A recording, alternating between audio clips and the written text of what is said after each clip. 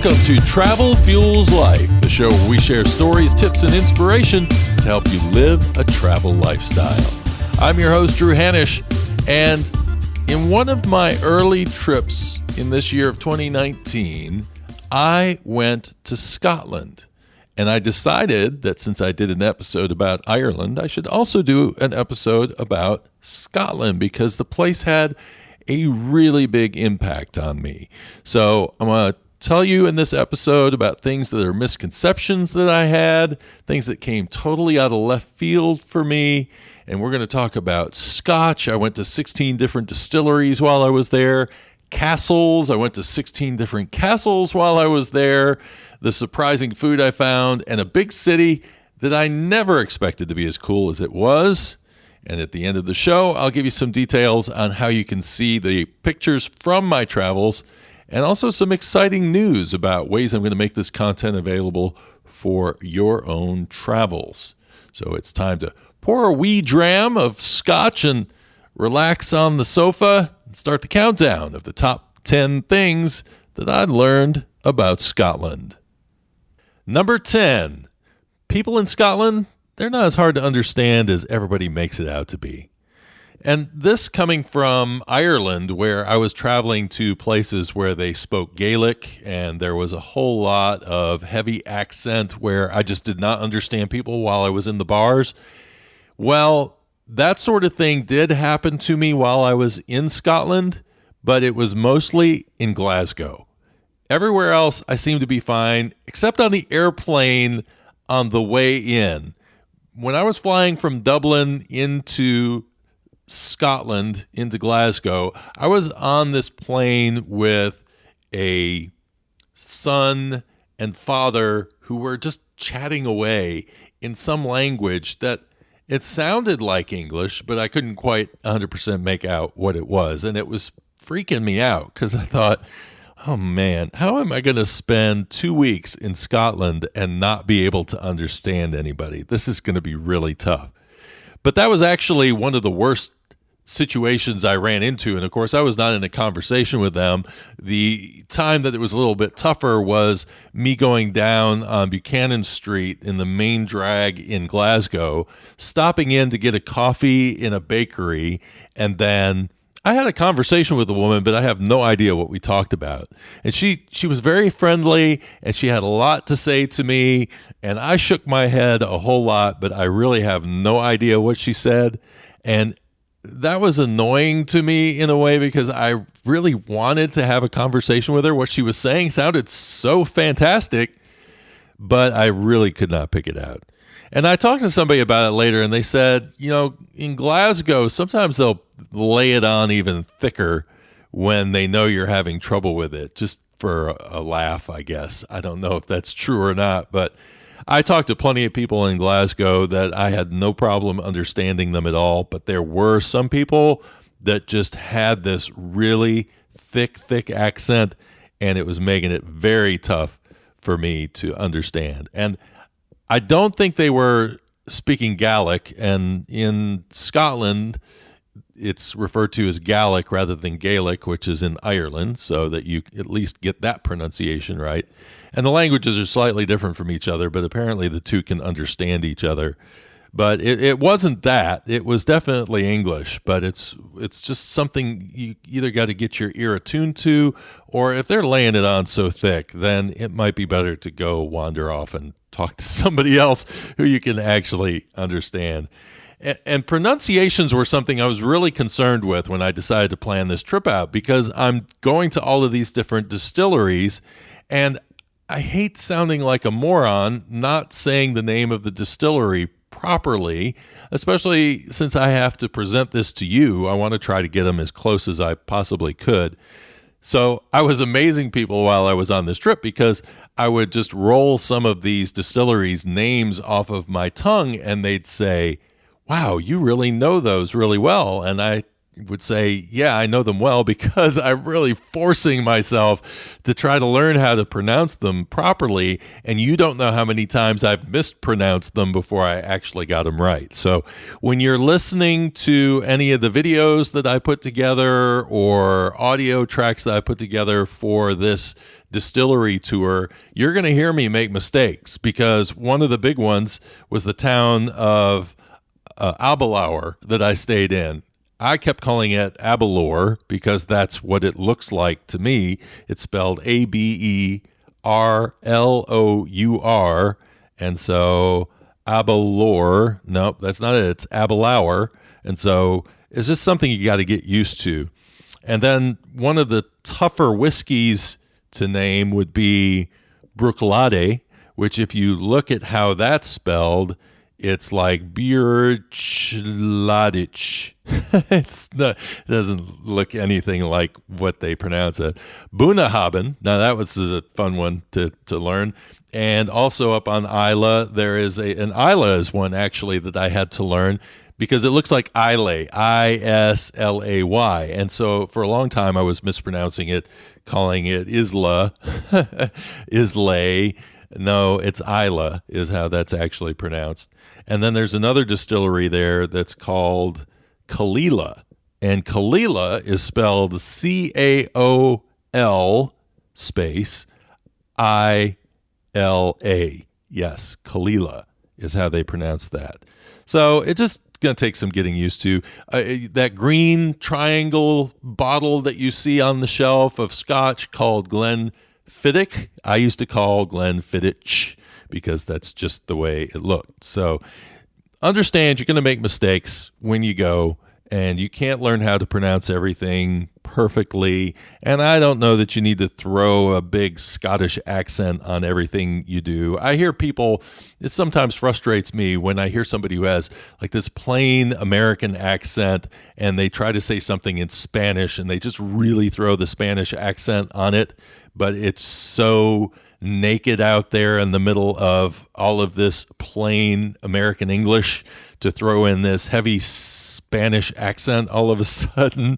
I don't know. Something about that kind of annoys me. But then there are things that are fun to say, like Glenfiddich, after you learn how to say it, to kind of do that little sound at the end just to, sound like you know what you're saying.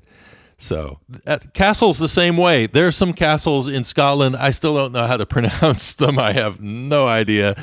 Perfect example is one of the most popular castles, which is it Eilean Donan? Is it Elun Donan? I don't know. It's I've heard it said multiple ways, and I think about that with where I live in the United States. Sometimes we have some people say Greenville, and others will say Greenville and Asheville or Asheville. These are two towns that I'm very familiar with, and I've heard them pronounced both ways. Now, I have very strong opinion about the way that I think they should be said, but then if you ask a local, they're going to say, hey, we've always called it this. Yeah, a good example of that is there's a town in North Carolina that forever we have been arguing over, which is Leicester or Leicester. How do you pronounce it? Well, if you went for the English, UK English version, it'd probably be Leicester, and a lot of people there call it that, but then you have other people who say Leicester. So I don't know if you're ever going to be 100% right. Sometimes you just have to throw up the white flag and say, I'm just going with whatever pronunciation, and you're just going to have to live with it for a while until somebody embarrasses you to the point where you say, okay, I'm going to change the way I pronounce it. But the rest of Scotland, outside of Glasgow, I had no problem understanding people anywhere that I went. Glasgow was definitely the strongest accent that I ran into. Everywhere else was fine. Number 9, Glasgow is actually a town worth investigating. I had no idea what Glasgow was going to be like. I've heard the name. The name to me resonates as kind of a rough place and probably not a place that you go to as a tourist, but you're probably going to go there because you have family there or something like that. But in reality, Glasgow is absolutely fantastic. I enjoyed my time there. I mean, I think I actually enjoyed going to Glasgow and seeing this underdog more than I enjoyed going to Edinburgh, which is the place that gets all the press. As I was walking around town, I was seeing these amazing paintings, these murals that are up, and there's more than 30 of these things around town. And the detail in some of these is absolutely fabulous. And if you want to see some of these, you can actually go to travelfuelslife.com and just do a search in the search box for Glasgow. Because I did a blog post where I took pictures of some of the places that really stood out to me. And some of these are these murals that you'll find as you're walking through town. And you'll find everything from Saint Mungo, who was the patron saint of Glasgow. That painting is amazing. It looks so lifelike that it'll just take your breath away when you see it. And then, walking through all of this amazing architecture that they have. When I got to Glasgow, the first thing I did was I got the bus transfer from the airport into town. And I was supposed to get off at Buchanan Street, which is the big shopping district and not too far from my hotel. But as I was looking at the scenery and we were going through the financial district, I kept seeing these gorgeous red sandstone Victorian architecture. It just was stunning to me. And the sun was beaming down. It was really a perfect time to get out and start snapping some pictures. So I didn't care that I was about to add another 10 blocks onto my walk. I had to get out and start taking some pictures and really just kind of soaking all of this in. And I had a fantastic day walking around there. And you'll see through those photos that between the murals and the architecture, it's a wonderful city, and one I think is well worth you investigating. So walk down along the waterfront. There's a tiger painting there. That's one of my favorites. It's just amazing again to look at that. Statues, bridges. It's a fascinating place. So my mind was completely changed about Glasgow. Now, there were times, really only one, when I was coming down High Street and I was starting to head towards the People's Palace, that it seemed like it was going to get a little sketchy in that area, but it was fine. There was a carnival going on down by the People's Palace, and I had no problem walking around there. So if you look at that webpage that I put together, that blog post, I actually have a map on there with a circle where I walked. And so I walked about 7 miles according to that map. I actually walked a whole lot more than that because I walked within that circle and went to a bunch of different places. But I highlighted some of the really cool places that you could check out there. So Glasgow is not the city that, one of my bed and breakfast hosts up in Aberlour, she said that, they used to have families that lived in single room apartments back in the 1960s, and it was just known as a rough town. But it really has taken on a whole new flavor, and I think it's well worth investigating. Number 8, haggis can actually be very, very tasty, which is funny because a lot of people will just go, haggis? Oh, that's sheep's stomach. No, not necessarily. Actually, what haggis is probably a lot worse than sheep's stomach. Let me tell you what haggis is, okay?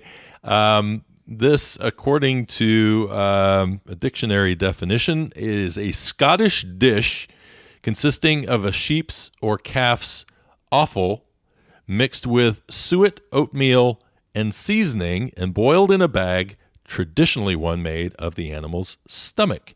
So there's a word in there that you may or may not know, which is offal. Well, you may know awful. I mean, that's awful. I can't eat that. Well, maybe this is where that word awful comes from, because OFFAL is the entrails or internal organs of an animal used as food. So if I haven't sold you on haggis already, let me just say that if you get really good haggis, I when I went to Edinburgh, I wanted to find a place where I could go have haggis because I thought big city, and if this place is really renowned for its haggis, then I'm really going to see the top end of haggis. So I went to this place called the Dork. It's Doric. It's right across the street from the Edinburgh train station. And I went upstairs and I ordered a Guinness and I ordered my meal and I ordered haggis. And I got to tell you, when it showed up and it was on the plate, it didn't look that appetizing. It was kind of like this little mound of gritty looking meat.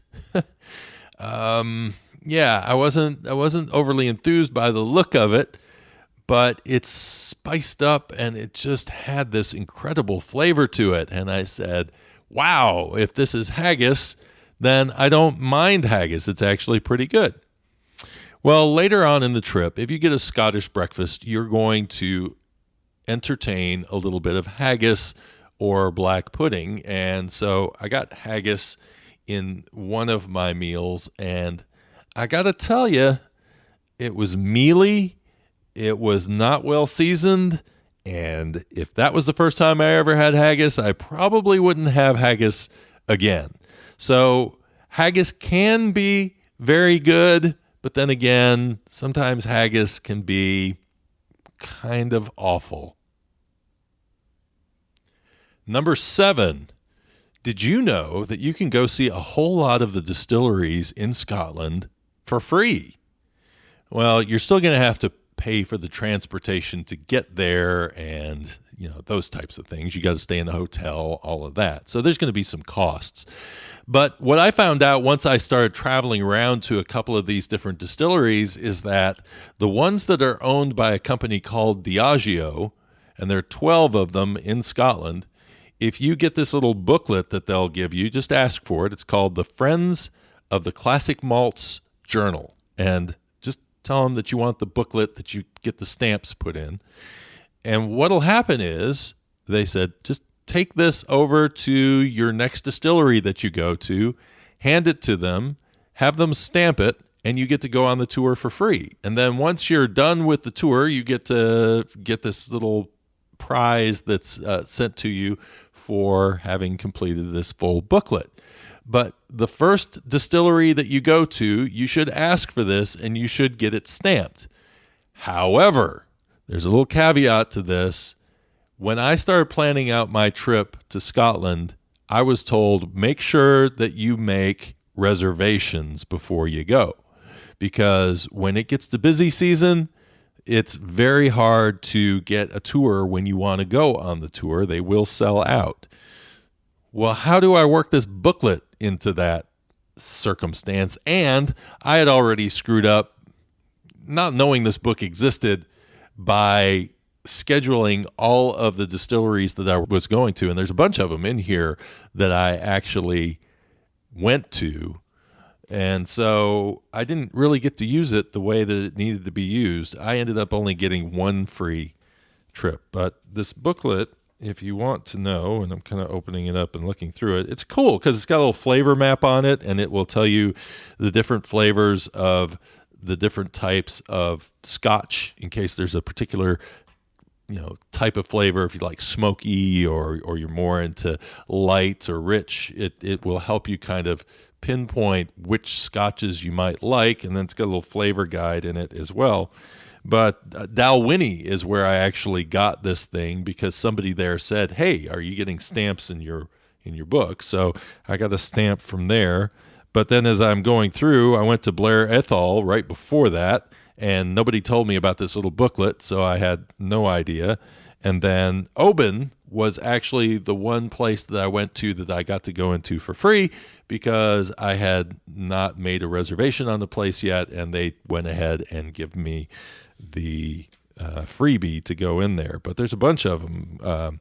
Cardew, Talisker, and Kalila and Lagavulin. There's a bunch of them in here that are really good distilleries. So I would highly recommend getting the booklet, and I'll put the name of it in the show notes so that you'll have a chance to find out what it is so that you can ask them and say, hey, give me that booklet so I can do the tour for free, and then you can get a prize at the end. So that's pretty nice. It's like the Cracker Jacks of Scotch. Number 6, Scottish independence. It's still a thing. And this has been interesting in going to Ireland and then going to Scotland in the midst of all of this Brexit stuff going on. There's a real embarrassment about what's happening over there and the lack of planning. And I recall when Scotland was trying to go for independence before, I thought everybody was going to be behind it. But then I was hearing people say, well, that really wasn't going to happen because even though it was a very close vote, there wasn't really a plan. And now they're looking at Brexit and saying, well, the UK really doesn't have a plan for getting out of the EU. So do we want to be with the UK now, or do we want to be with the European Union? And I think there's a lot of people in Scotland, and the ones I talked to, and maybe I just hit the right number of people, but it seemed like anybody I talked to about Scottish independence seemed to be somewhat interested in the concept. And so I got deeper into it and was asking, well, how would you guys survive? And this is where I found out something very interesting about Scotland and the UK relationship, and really the relationship with England itself, in that it's kind of been a thumb your nose kind of relationship from the way that people in Scotland see it. When I landed in Scotland and I went to draw some money out of the ATM machine, I was shocked to see that I was getting pounds with Scotland on them. I thought all pounds were UK. I didn't know that they actually had their own pounds in Scotland. Then what I found out was that I needed to spend all of those if I had any plan of going to England, because in England, a lot of shop merchants will not take a Scottish pound. And their reasoning is it's just not as, it's harder to deal with, and it's all the pound, right? I mean, they all are from the UK. So why are you looking down on the Scottish pound versus the UK pound versus the English pound? And then it really got me thinking about how that could stick in somebody's craw when Scotland provides a lot of economic resources to England and the UK as a whole. And when you realize that you're providing a lot of stuff, but you're being treated like a second-class citizen, it makes it a whole lot easier for you to say, maybe I don't want to be part of this United Kingdom anymore. Maybe being an independent nation is not such a bad thing. Now, again, I'm talking to particular people in Scotland, and maybe that's not the feeling overall. And maybe this is a little unfair what I'm saying about England, but obviously people who have taken Scottish pounds down to London have had trouble spending them there. So you have to wonder how much of this is leading to this thought of, hey, we're tired of being second-class citizens here, and we actually think we might be able to be a country of our own. So it was interesting having those discussions along the way. Sometimes the discussions got very passionate, and sometimes the discussions were just like, yeah, you know what? I would probably consider a different vote this time if the referendum came back up again. So definitely something to keep your eye on, and it'll be interesting to see what happens if the UK does break out of the EU, and to see if there is any call for a vote next year, because there's already some rumblings that may potentially happen. Fascinating times we live in. Fascinating. Number 5, I discovered the 3 ways that I do not want to see Scotland. Now, when you're planning out your trip to Scotland, you might say, I've heard fantastic things about Edinburgh. I want to go see it. and then you fly a plane in and you go around town and you see Edinburgh, and then you fly home. You've missed so much of what Scotland is.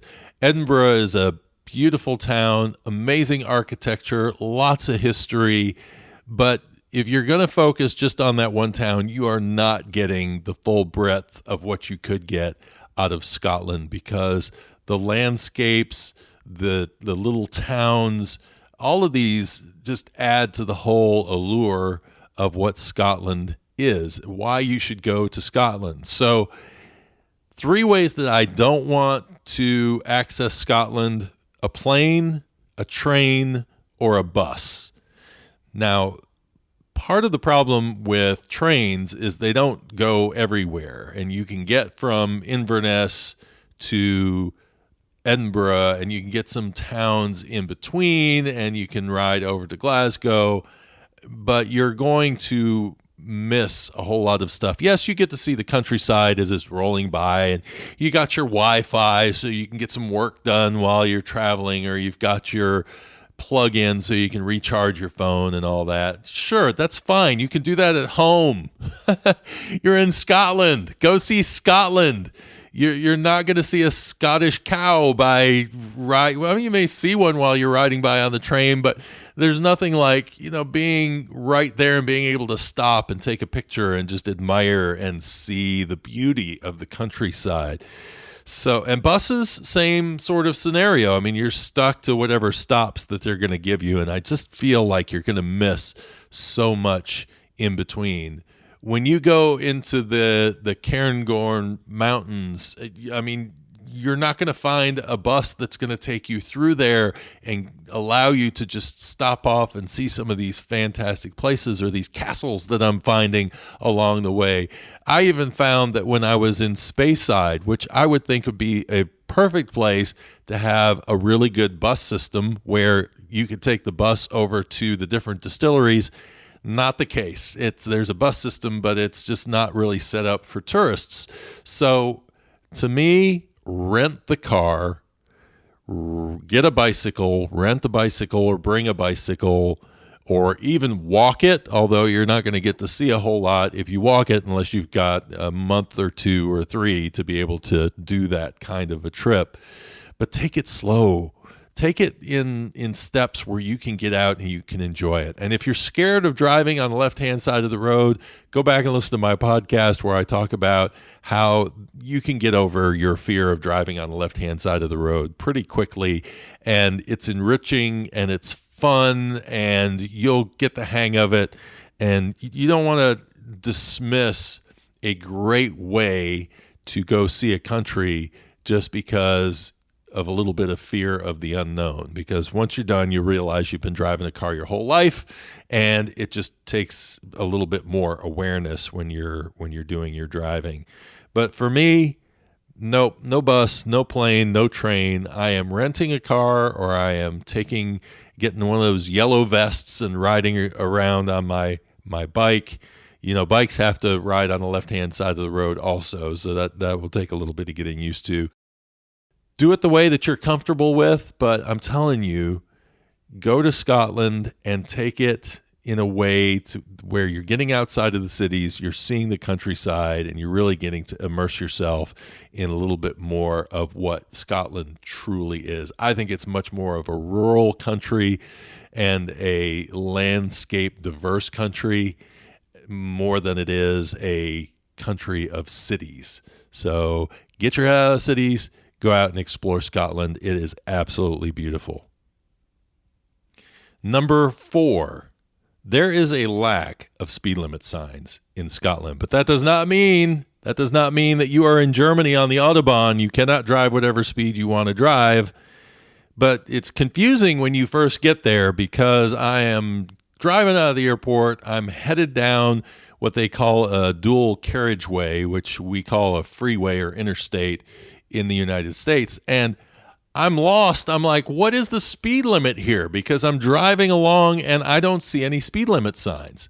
And I thought I was just missing them, but I wasn't. There just were no speed limit signs. But yet I kept seeing these speed cameras and it'd say a warning, speed camera coming up. And I'm like, I have no idea how fast I'm supposed to be driving. So coming out of Glasgow, headed into go see Doon Castle, I just drove 60 miles an hour, and it is miles an hour there. It's not on the metric system. It's the old Imperial. So I'm driving 60 miles an hour, and nobody's really passing by me that much. So I'm thinking maybe this is what the speed limit is. And I'll be honest with you, I went 3 days before I finally figured out what the speed limit system is in Scotland, and I went past a lot of traffic cameras. So let me give it to you so that you understand. On motorways and dual carriageways, the speed limit is 70 miles an hour for cars, which is 112 kilometers an hour. And then if you're towing a caravan, which is a trailer in the United States, how we'd refer to that, or if it's a truck, then the motorways and dual carriageways are 60 miles an hour. And then if you're in what they call a built-up area, or we just say in a city or a suburb or somewhere like that, your speed limit, the national speed limit, is 30 miles per hour. And then sometimes you'll find signs around, and when you find those signs, then you skip what the national speed limit is and you deal with the speed limit that it's telling you should be driving. And one of those, which I busted through, I'll tell you, I was coming into Aberdeen, Scotland, and I'd gone through about 8 roundabouts, and I was frustrated. And then my GPS was telling me to turn into the next roundabout, and I didn't realize, but there was a road that was going off to the left before the roundabout, and I went on that by mistake. And I was looking down at my GPS to figure out where I had gone wrong. And when I looked back up, I was like, okay, everybody's driving a lot slower than I am. I'm going through at 40 miles an hour. I slowed down to 30, but everybody's still driving slower than me. And then I saw school kids around, and I thought, no, you haven't just... And as I started coming out of that area and rejoined the road that I was supposed to be on, I saw a sign that said end 20 miles an hour. So I had sped through a speed zone, a school zone, and I just didn't know. I had no idea because I was frustrated and trying to figure out my GPS. Well, the last thing you want to do is end up getting back to your car rental place and having them say, oh, by the way, there's this $200, $300 ticket you're going to have to pay, or $200, 300 ticket you're going to have to pay. Well, luckily, I didn't end up getting a ticket on that, but these national speed limits are definitely well worth knowing. And if you're outside of built-up areas, but you're on a 2-lane road, then it's 60 miles an hour for cars and 50 miles an hour if you're towing something along with you. So keep that in mind. It will save you a lot of headaches and a lot of confusion. And a couple other things about driving I thought I would throw in here. They offered me a $70 upgrade, total $70, to go from a manual to an automatic. If you're not comfortable driving on the left-hand side of the road, just get the automatic. It's the best way to go. It's just one less thing that you have to pay attention to.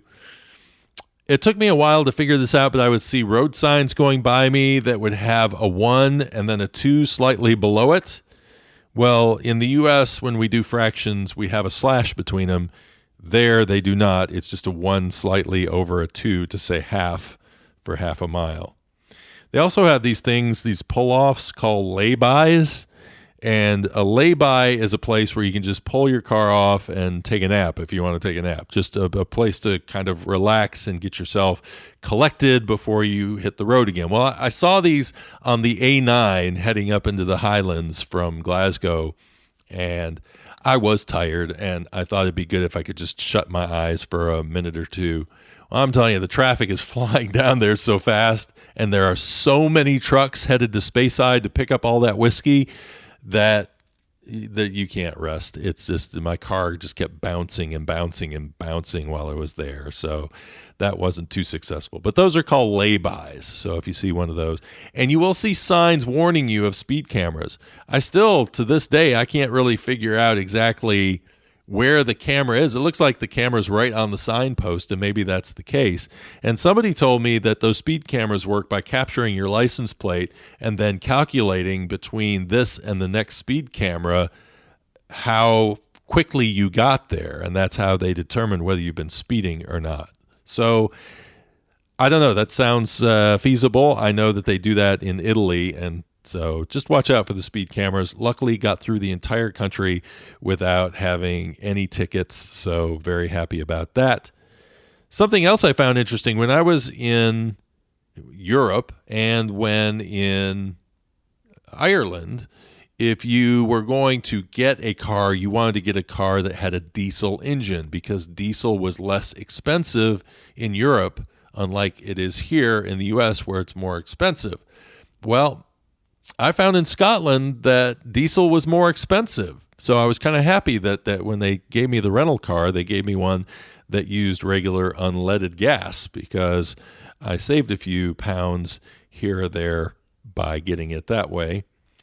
And I think the other thing that was kind of a good way to handle driving over there is, and I do this anywhere, if you're going to go to places where you're not sure if there's a lot of gas stations around or petrol stations, as they would refer to them there, just make sure that you always have a half tank of gas. And once you start getting below half a tank, first gas station you see, first petrol opportunity, fill it up and get it back up to the top, because there are going to be times when you're driving out, say on the Isle of Skye, where you're just not going to have gas stations here and there for you to be able to fill up and get to your next location. So don't get that little chill feeling that you get when you realize, oh crap, I'm out of gas. What am I going to do?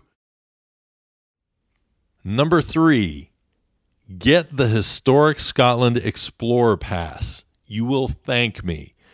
If you love history the way that I love history, and you want to go see a lot of these wonderful castles along the way, get this pass. There's a couple of different variations of it. I will put the information up on the show notes page for you to check out.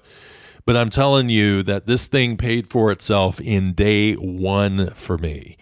I paid $45 for this thing. 45 pounds for this thing, which is probably about $53 or $54, something in that range with current exchange rates. And I printed it out and I took this along with me, folded up piece of paper that saved me, I don't know how many hundreds of dollars. So what you do is you get this pass, and I got it for 14 days. It cost me the 45 pounds. I go to Edinburgh Castle, and they wanted to charge, I think it was 26 pounds to go into Edinburgh Castle. So as soon as I've gone there, I've already, taken out half of the charge of this pass. I just show it to them, and then they gave me a discount on the audio headset because I had this particular pass. All right, that works out well. Next place that I go to is to Doune Castle, and that's the place where Monty Python, the Holy Grail was filmed, and some of Outlander was filmed there. And I go up to the entrance, and I show them this pass, and I get in, don't have to pay the $6 to $10, I think it's €6 to €10, 6 to 10. This is the thing. Let's get all of our money on the same lingo. Drives me crazy. Anyway, 6 pounds, whatever. All right. So now I'm into the 30 pound plus range of money that I've saved, and the audio tour is free, and I'm getting to walk around and enjoy that. Then I head over to Stirling Castle, and Stirling Castle, I want to say that was like 14, 15 pounds, something like that. Okay. I've been to 3 castles in the span of 24 hours, and I have paid for my 45-pound pass, this Explorer Pass. So I cannot tell. And then I've got 13 more days to fill out anywhere I go that accepts this pass, and I used it quite a bit. Then you're going to save a lot of money going around, and you're not going to have to worry about shelling out extra pounds wherever you go to these different castle locations. Now, I will say it does not cover every single castle you want to go to in Scotland. There were a couple, Eilean Dunan, that one is the Highlander and the World Is Not Enough Castle, and That is privately owned, so I had to pay £10 to get into that one, but I was willing to do it. It's a wonderful castle, one I definitely wanted to see. Another is the Dunotter Castle. This is the one that if you ever see my pictures where I posted, and it's this little hill over the ocean. That's the Dunotter Castle. Definitely worth visiting, but it is not on this tour. It is not part of the Explorer Pass, and they will tell you when you go up there. But hey, I mean, those are amazing castles and definitely worth seeing. But just about every other castle that I went to, there are 77 locations that you can get into with this little booklet. And a lot of the ones that I'm going to feature in my Castles and Drams tour, a lot of those I will note there whether they're part of the Explorer or not. And you'll find that a lot of them are. And if you start tallying up the dollars from all those places or all the pounds that I saved going from one place to the next, you'd say, yep, I'm getting this sucker too, because it's definitely worth it.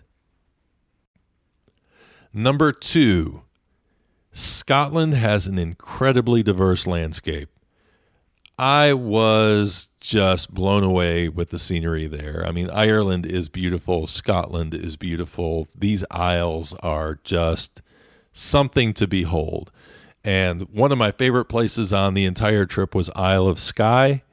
To me, it should be known as the 8th natural wonder of the world. It is just the mountains there, the ports, the waterways, the natural rolling hills. It's just this amazing place.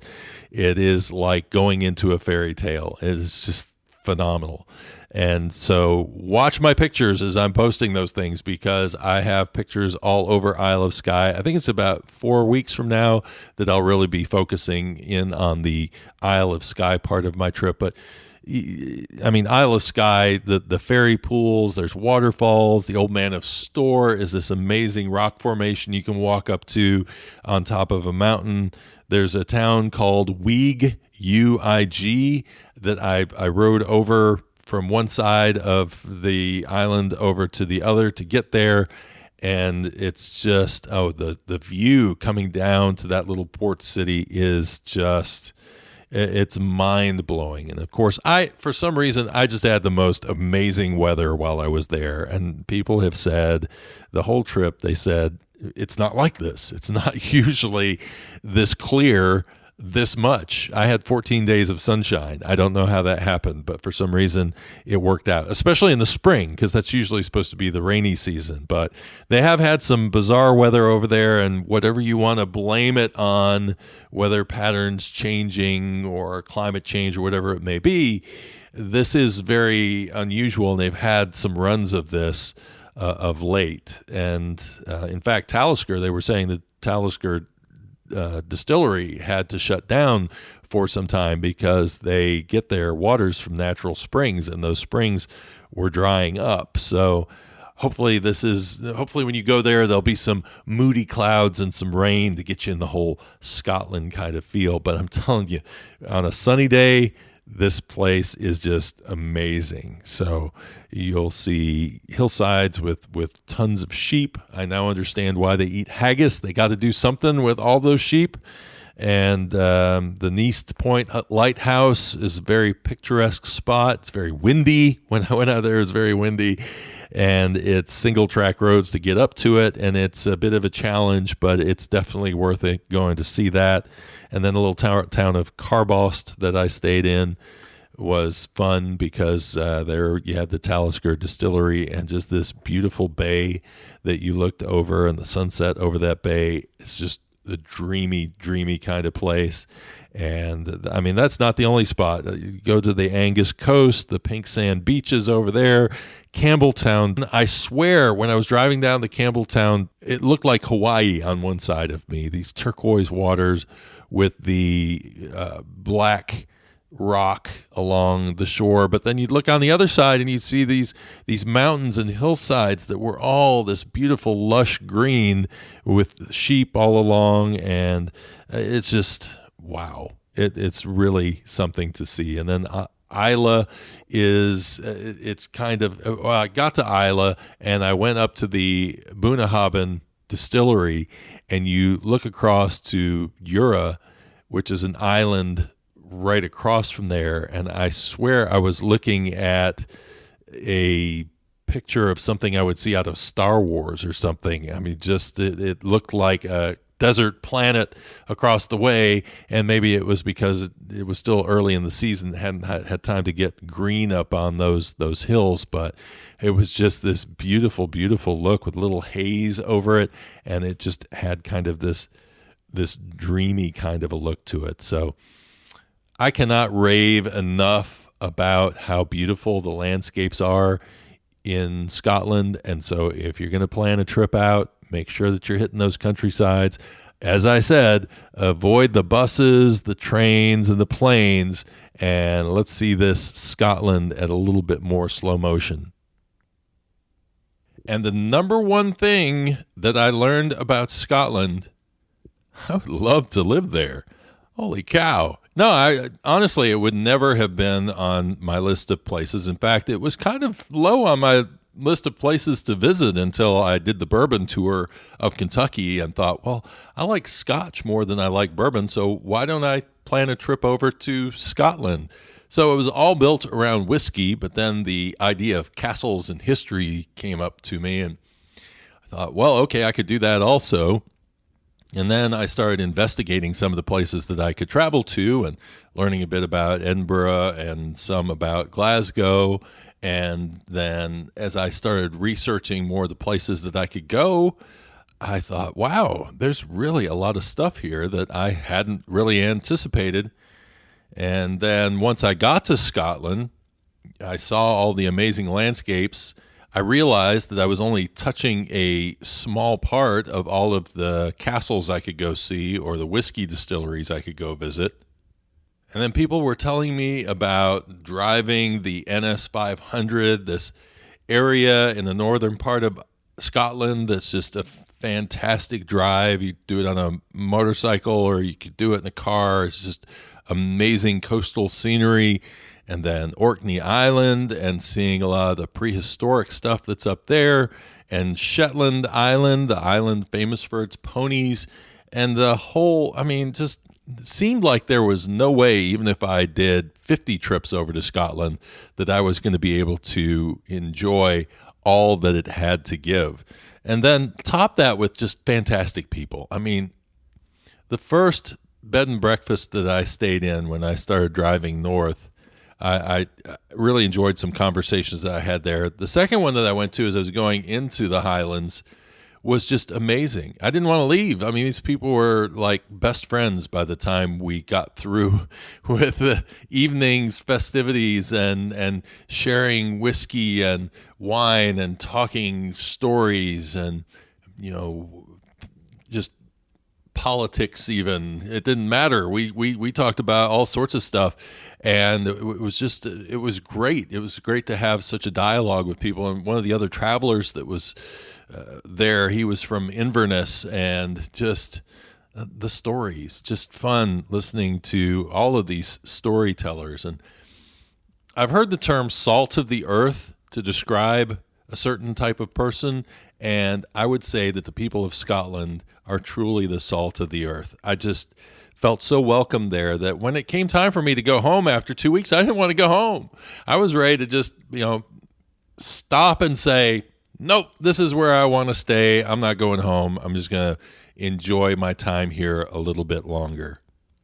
So that was a big surprise to me, but maybe it shouldn't have been a surprise. I don't know. But what it's done for me is it's told me that I need to go back again. And that even though I consumed a lot of Scottish history and I'm telling you, Scottish history is probably the hardest history for me to learn, because all the Marys and James and William the Third is actually William the Second. And I mean, it is frustrating, but it makes me want to learn it because I just so appreciated the country and the people and all that it had to offer. So fantastic. And I will be going back to Scotland again sometime and it won't be quite as long as I thought it was going to be.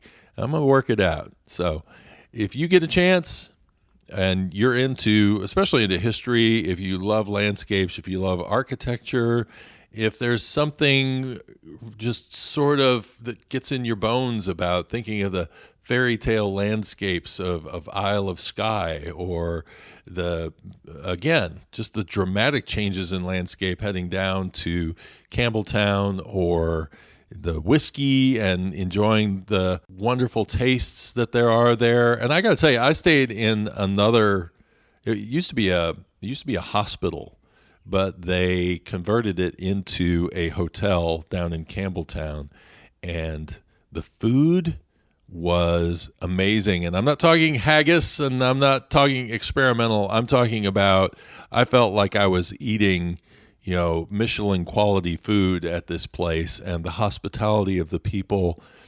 I have a lifetime of memories that I've taken from just 2 weeks of being in Scotland. So if it sounds like I had a good time, yes, I absolutely had a good time, and I can't wait to go back again. Well, thanks everybody for listening to another week of Travel Fuels Life.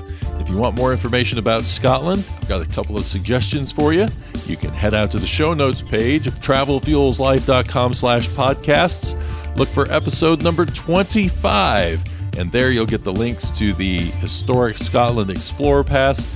And I have a blog post that I wrote about traveling around Glasgow and all the wonderful street art that you'll find there.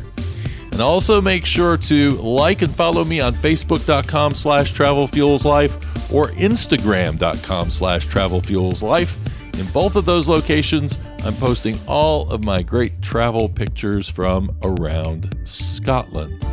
And just FYI, there is also a book in the works, especially for you Scotch lovers, and that will be coming out probably not this year, but beginning of next year. So I'm really looking forward to that, and I will tell you more about it as we get closer to that time.